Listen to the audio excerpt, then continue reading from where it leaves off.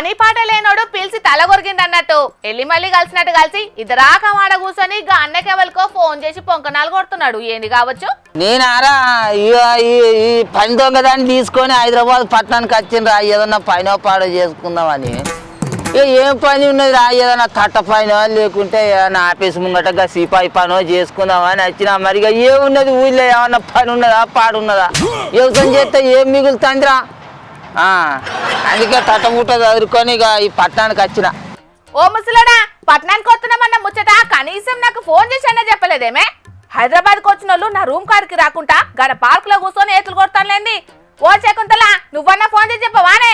వెంకటేష్, నువ్వు కూడా పని చేయరా. ఇవా నీ పిల్లాన్ని పిల్లల్ని తీసుకొని పట్టణానికి రారా, ఏదో ఒక పని చేసుకొని బతుకుదాం. ఆ వ్యవసాయంలో ఏం మిగిలి పాడైతుందిరా మన్ను మసాడం. ఫోన్ తర్వాత మాట్లాడు. అప్పటి నుంచి పిలుస్తాడా మీ నక్క? ఏందో అడుగు. అరే వెంకటేష్, ఇక నీకు అదే కదా నేను ఫోన్లో మాట్లాడతా కానీ నువ్వు అయితే అని చదువుకొని రా. ఇక్కడ మా ఏరు దీనిలో ఏందో బాగా మొత్తుకుంటాను అప్పటిసారి. దీంతో మాట్లాడినాక మళ్ళీ నీకు ఫోన్ చేస్తా. నువ్వు అయితే తట్టబుట్ట చదువుకొని రారా. వ్యవసాయం గీవసం వద్దు, అవి ఊళ్ళో బతుకు తెరువు లేదు రా.